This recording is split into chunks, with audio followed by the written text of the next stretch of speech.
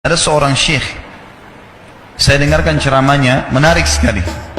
Saya tidak tahu orang itu siapa, tapi cuplikannya saya dapatkan dari seorang teman dari Jeddah yang mengirimkan ke saya.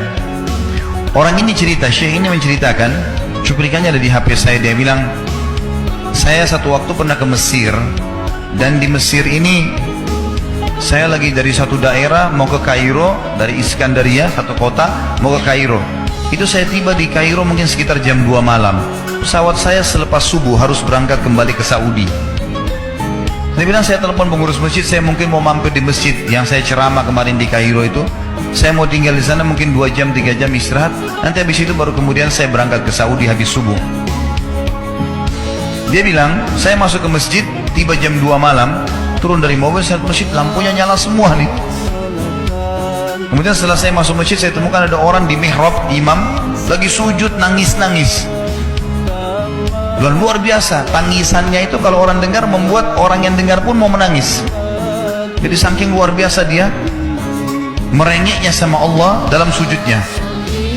Kata syekh ini, saya pun sambil berdoa sama Allah, ya Allah kabulkan permintaannya orang ini. Walaupun saya belum tahu apa yang diminta gitu.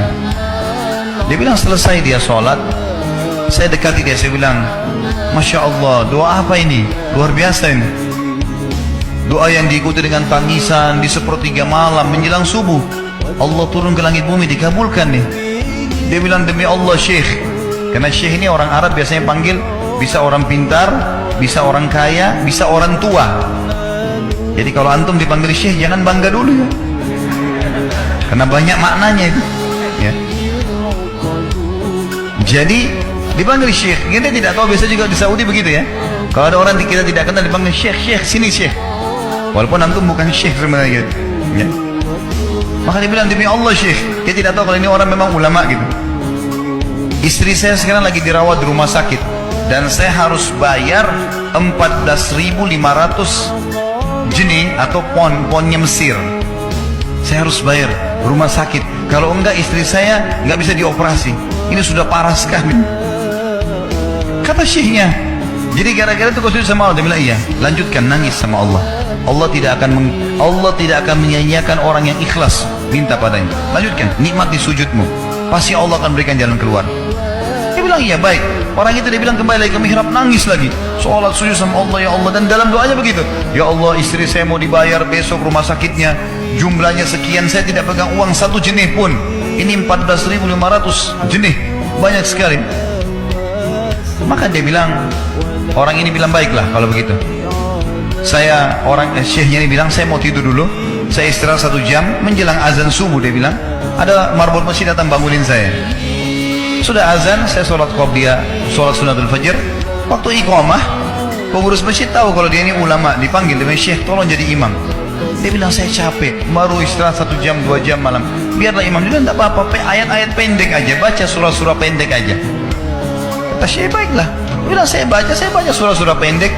Rupanya mikrofon masjid karena keluar di luar, ada satu pengusaha Mesir, apartemennya itu dekat masjid, dan dia suka ikuti ceramahnya syekh ini di YouTube.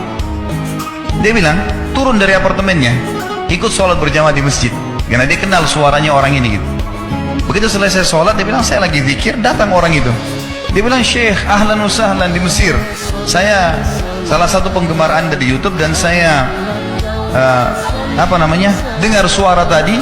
Saya tadi mau sholat di masjid lain, saya ke masjid ini. Dia bilang, syekh, saya mau minta tolong satu hal. Kata syekhnya, kenapa? Dia bilang, saya sudah ngitung zakat uang perusahaan saya harus alokasikan 14.500 jenih. Kata syekhnya, orang itu bilang, saya mau alokasikan zakat saya 14.500 jenih. Kata syekhnya, saya nangis, dengar itu, nangis, saya terisak-isak. Kata orang itu, kenapa anda nangis? Syekh bilang, saya nggak bisa jelasin. Dia bilang, saya nangis terus. Kemudian saya lihat ke kiri kanan di saf, mana orang yang tadi malam sholat tahajud? Mau ada di ujung. Dipanggil sama syekh, fulan kesini, datang. Dia bilang, ceritakan masalah kamu apa? Dia bilang, syekh, saya punya masalah, istri saya dioperasi, harus bayar 14.500 jenih hari ini, kalau tidak nggak operasi. Kata syekhnya, tiba-tiba si pengusaha ini nangis-nangis. Orang ini juga heran, kenapa kalian berdua menangis? Dia masih bingung kenapa gitu. Kata syekhnya, biarin orang ini yang jelaskan. Yang punya usaha bilang apa?